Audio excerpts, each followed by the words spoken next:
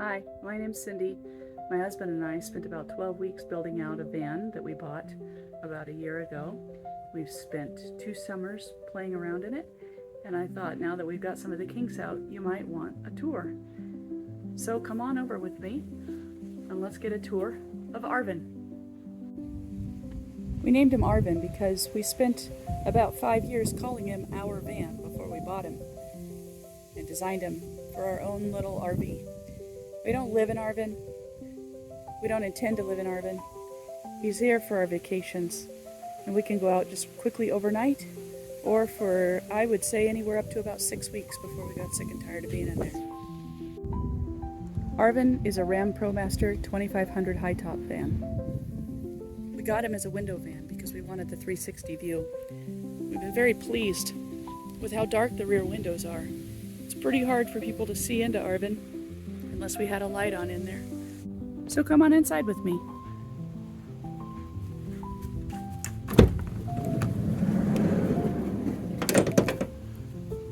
This is Arvan's interior. We built these cabinets, upper and lower. Let's start from the bottom and go to the top, and start in the front and go to the back. We wanted both of the front chairs to be swivel chairs, so we had that added on when we bought the van. The really nice thing is that they can both swivel and recline. The driver's seat, if it swivels around, your feet can go up there like a reclining chair. For the floors, we wanted something pretty simple. But we got the pre-cut floor mat that you can buy online for your individual van. It rolled right out into our floor for the full length of the bed. And it works as a great waterproof, easily sweepable floor that's not stuck down. So if we ever needed to pull it out and do some work under there, it would be easy to do that. This is our food and electrics cabinet. You can see that we don't have a refrigerator. We have a Yeti. It works great. If we're out in hot weather, we probably have to replace the ice once every 4 days. But it works really well for a vacation mode type of van. One thing we're particularly pleased with is our big drawer. Instead of making a whole bunch of drawers that were complicated and would take up our cabinet space, we made one big drawer. It holds everything we need. We have our cooking, our tableware, propane, and this is a library. It's very strong, rollers, very easy. And then we use this latch right here to keep it from sliding out while we're driving. Behind the driver's seat is a great little space for storing. We have a tiny table, some stools, tablecloth. Sometimes we'll throw our shoes back there. The rest of our cabinet holds our electrics. This is the extent of our electrics. We have a Blue Eddy solar trickle or shore power generator that we use to control the fans and to have plugs for all of our other devices. If we need to, we have a power strip, and I'll show you the outside.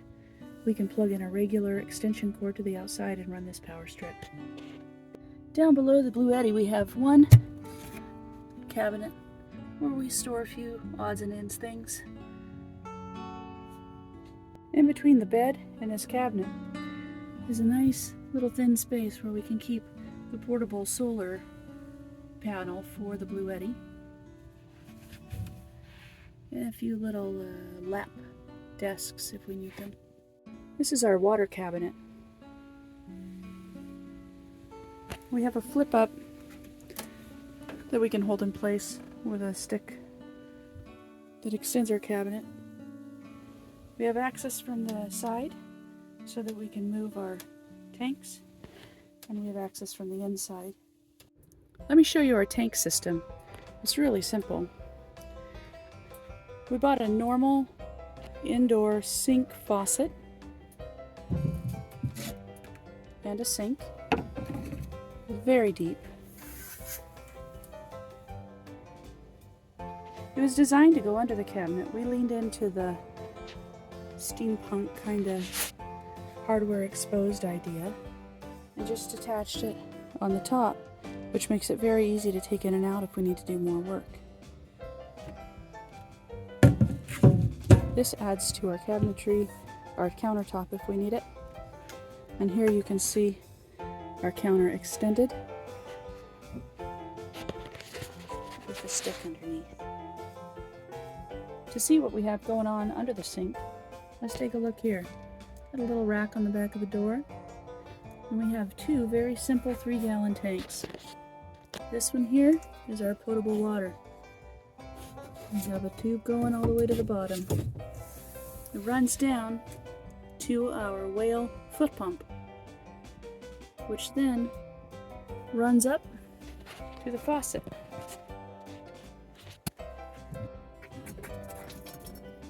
If you pump the whale, you get a nice stream of water. Not a heavy stream, but it's a nice controlled amount and helps us keep from using too much at once. From the sink, goes into a simple drain, down into the same size gray water tank. It's very easy just to lift these out from the side door, take them out to dump them, clean them, refill them.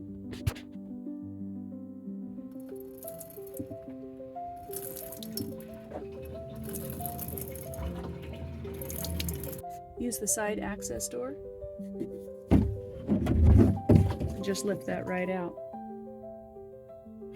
This slides out. You can empty and exchange. We have one mark for potable water and one mark for gray water.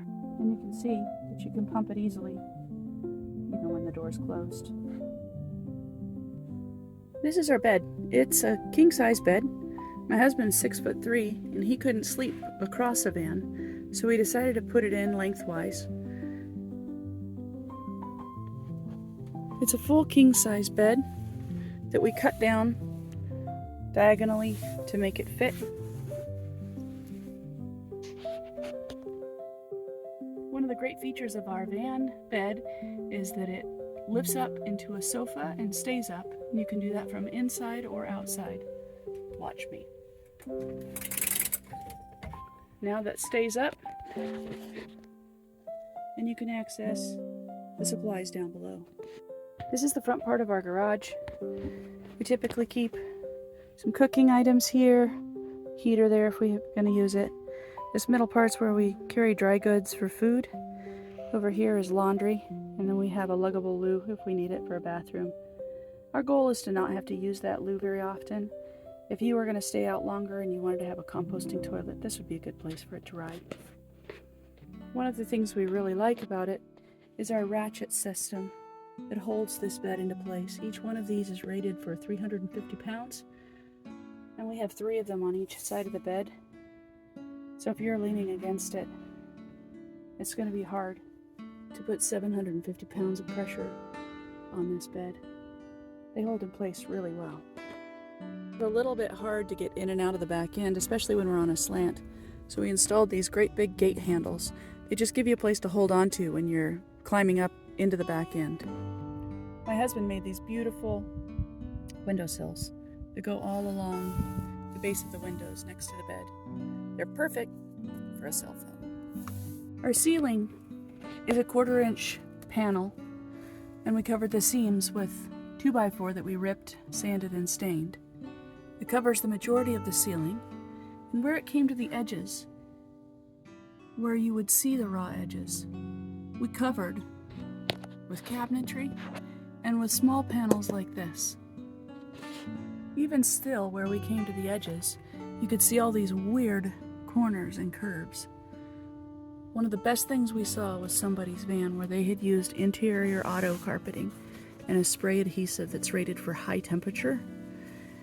We used that to cover all of these weird corners and to give us clean edges, and I really think it did the trick. Covering all of the strange angles, odd holes, and back corners was a real challenge. Using paneling and car carpet was the way to go for us. If we're pulling in somewhere and we need some quick privacy, we have a shower curtain that goes right across the front. We pull it over to the edge, lift it on a couple hooks, and we have complete privacy. If we need more privacy than that quick shower curtain can afford us, we have window covers for all of the windows. They're made from Reflectix. It has the bubble wrap included in a fabric backing. And then we have magnets in the edges. I left metal around all of the windows so that the window coverings can fit on them and still have kind of a border of metal to stick to. I'll show you some of the details here. We found early on that plenty of clothesline and hooks is key in having places to hang your items. We also discovered that our open cabinets would work a lot better if they had a little bungee system. We can unhook this to fill things up and very easily hook it back up again. You can see our open cabinet down both sides. Over here is my husband's bedroom. Over here is mine. We both keep them just how we want them, and the bungee cords keep everything in place. Our two Max Air fans are the only items that are wired through the van. They're wired to a cord that goes down here and can plug into our Bluetti. The front fan does not have a remote control. The back fan does.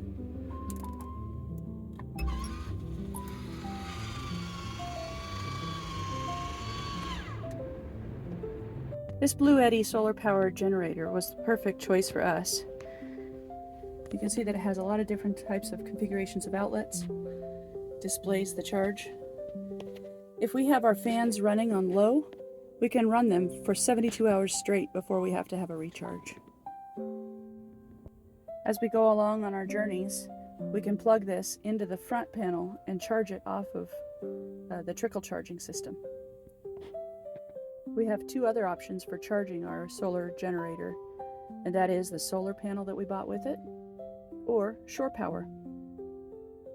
We want to charge our generator off of shore power, or if we just want to run the power strip, we have one access panel here.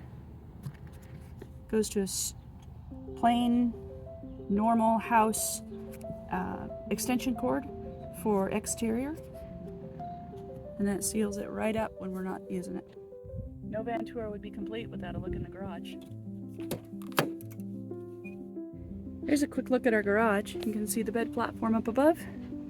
Quite a bit of room down below.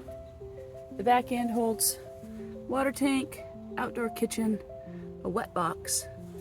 This was just a cement mixing box that we got from Home Depot. And if we're out where it's wet or muddy, we have a place where we can put our boots and wet tarps. Some odds and ends, and a place to strap down an extra jerry can for gas if we need to. This back end lifts up just the same way the front end does, and it can have it be a couch position to look into the interior space. One of our favorite features of this van is having the bed platform be able to go up into a sofa position. It's a real winner, and it's really comfortable when you just need a place to relax. Thanks for joining me for a tour of Arvan.